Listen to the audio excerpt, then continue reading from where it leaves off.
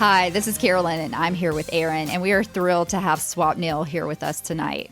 Swapnil is the CEO of SwingVision. Swapnil went to Berkeley, received his PhD in statistics from Columbia, and then worked at Tesla. SwingVision is the AI tennis app that brings you shot tracking, video analysis, and line calling on any court using just your iPhone or iPad.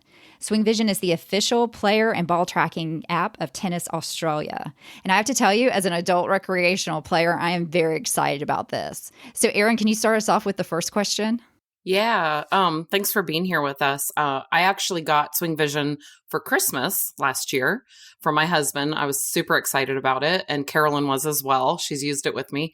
So I want to know a little bit about your tennis background. I think you said, I know you said you grew up playing tennis. I want to know if you're still playing tennis.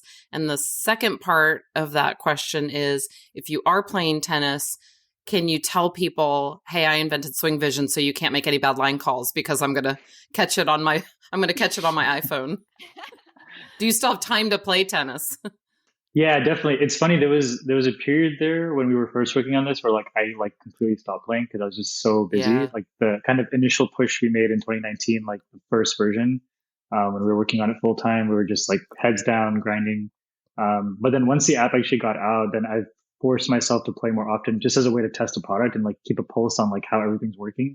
Right. And submit feedback. And so like I'll find like all the crazy weird bugs and send it to the engineers. So that's exactly what like Elon used to do. It was really funny. Like when we were at Tesla, whenever we'd ship some new code, like Elon was the one who found like the craziest bug that like no one else found in their testing. So I tried to be like that, be like very thorough and like find all the crazy little cases. And it just keeps us honest and keeps me honest. So I think it's been good. But yeah, I still try to play probably, I'd say like 3 times a week, mostly with friends. In the summer, I'll play, here in California, we'll do some UST weeks. So I typically play 4 leagues, mostly singles. But I do love doubles. I grew up playing doubles like in high school and everything. So I really love doubles. It's just so much more social. It's really fun. And then, yeah, I definitely use the line calling all the time. But it's casual matches right now with friends. So it's nothing too serious, but it's so fun though. Cause like, we'll be unsure about a call. It happens all the time. And because we're friendly, we'll be honest. Like we're both just like, I don't know, like maybe it was in. Right. And then we'll just check it on the watch and it's like so clear every time. So it's so cool that it's like better than us. And it's just a fun little way to experience tennis in a new way. I think it's really elevated the experience for us. So that's been cool. And I hope we can use it in league soon. We're not quite at that point, but we're talking to UST about it. So I'm sure it's going to happen. Good, because that will solve 99% of the issues in USTA matches, right, Carolyn? Can you imagine, Aaron? That would be so beneficial. I mean, that's the reason people fight. That's the reason people get upset. Basically. This is the reason people quit. Yes.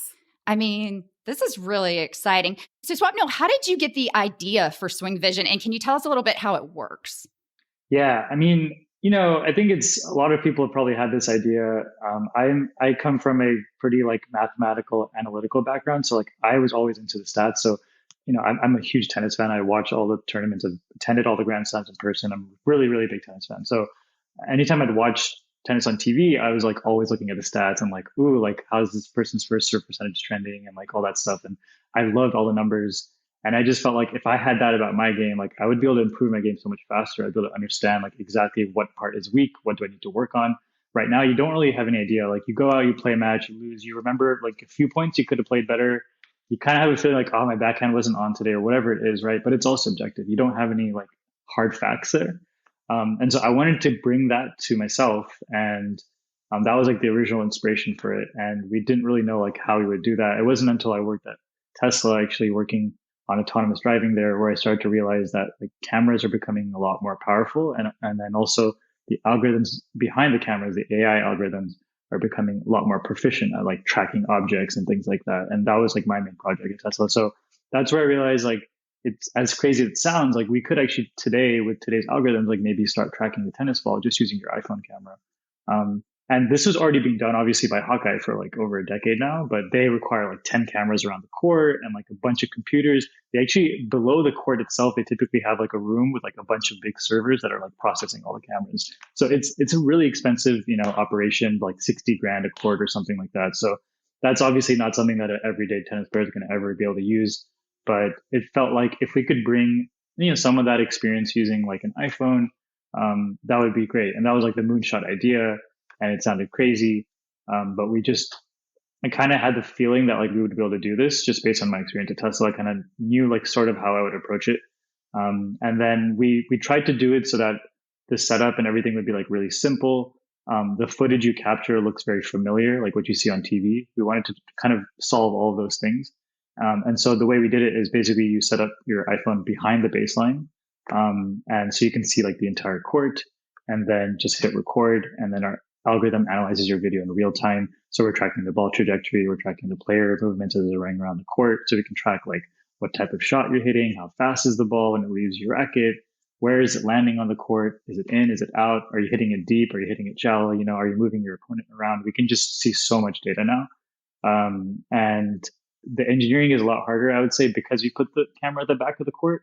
When you have that single camera view, it's just so difficult. But I really felt strongly that like that's what people would want to see. Like if I watch my tennis match, I don't really want to watch it like with a camera at the net post or something like that. Like I want to see it like it looks like on TV. And so we need to like solve the problem that way. So I was like really strict about that, and we just pushed on that. And we're the only ones who've been able to do it basically, from that sort of a simple setup. And then now we've gotten to a point where we can, as we were just talking, like call the lines more accurately than the players, which is really crazy. But that's just how good these phones are. They can see, twice the frame rate of what a human sees, and really good resolution now as well. So it's all like features now basically. So it's just really cool. Yeah. So I have it, and Carolyn and I have used it together.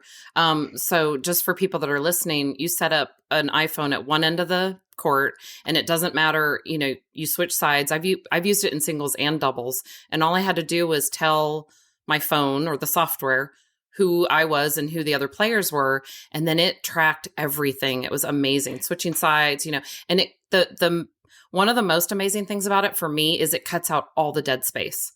So it makes a 2-hour hitting session or a match, it could make it 40 minutes or whatever. And Carolyn and I, we laugh about this a lot, but about a year ago, we just wanted to see ourselves hitting, we were like, how do we hit? How are we going to get better? And so we set up a camera and just filmed it for like an hour, maybe a little bit longer. It took me about an hour and a half just in iMovie just to kind of cut it all down. Yeah. And then we watched it, and it was so bad that we deleted it right away. But it also was because we didn't get any stats. Just watching yourself swing, even for 30 minutes, is kind of excruciating. But if you watch it on SwingVision, right. You guys did all the work for us. You cut out all the dead space. So that's amazing. And I can just watch the stats as opposed to my swing. Like I can see if I hit it deep, if I hit it out, if I've done a practice session where someone like Carolyn or another friend of mine would say, I wasn't sure about that serve. And so we would check it late. I would just remembered to check it later. We didn't check it on the fly, but it is really amazing. Yeah, that's a good point. Like such a big benefit of it is just like being able to review your footage so quickly. Mm-hmm. And then when you have like the data on top too, it like distracts you a little bit from yourself.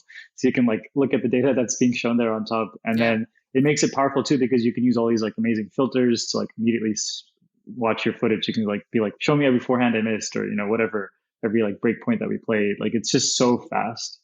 And I had someone tell me something really funny. They were like, I've never been able to improve my game just like sitting on my couch for 2 minutes looking at my phone. And like, this is the first time they've been able to do that. And that's literally what it is. Like you can watch a match, just sit there on the couch 2 minutes, and like instantly, like what you need to work on, like what you did wrong, what you need to improve. And we're trying to just make that like even faster, even better, and more efficient. Yeah. I'm blown away by it. I've had a match before where after the match, I had no idea what happened. What worked, what didn't work. And I mean, this is so beneficial to have that sort of data afterwards. And Erin watched my match one time, and afterwards she goes, did you notice that this shot worked? And I was like, no, I thought that shot didn't work because somebody hit a winner past me one time, but it worked the other 6 times. Totally.